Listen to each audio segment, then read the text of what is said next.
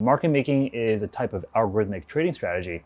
And before crypto, it was really only available to hedge funds and other like large Wall Street institutions. But what's really cool about crypto is that we have something called direct market access, which means that every single crypto exchange allows free and open APIs that allows anyone to place orders directly in the order book.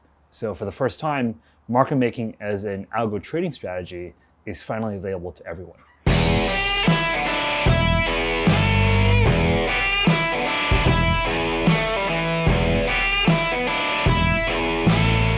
Exchanges and token issuers spend around $1.2 billion a year on market making in the form of fees, rebates, and the cost of lent inventory.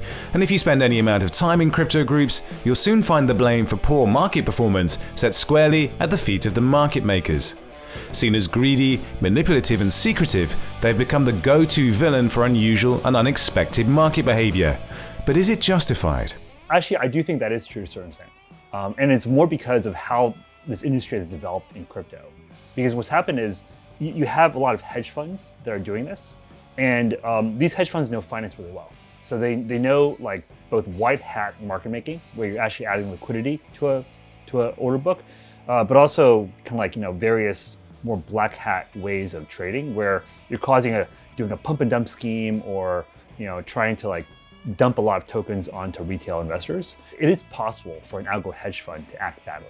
And so this is actually one of the things we're trying to prevent. When Harmony launched onto the market following its IEO on Binance, part of the liquidity strategy was met by a bounty program launched on Hummingbot, an open source project led by former banker Michael Feng that allows anyone to be a market maker. What we're trying to do is actually create a system that rewards individual market makers.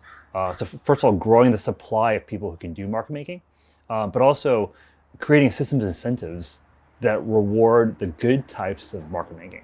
So only compensating when someone is adding liquidity to the book and not doing things like wash trading or market manipulation.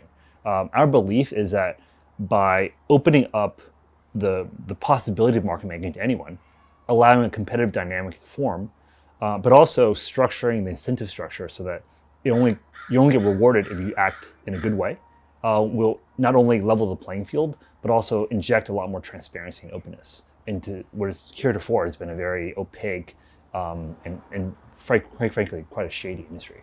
We actually started as a quantitative hedge fund that does market making, arbitrage, and other quant strategies. To be honest, it was when we discovered how bad it was. Certain market makers were essentially just ripping off projects that didn't understand finance, just charging them a boatload of fees, making them give them millions of dollars worth of inventory just for them to do their job. And we felt that given that the technology was available, the market was right for us to open source our technology and build this like data and analytics platform that will allow anyone to be a market maker.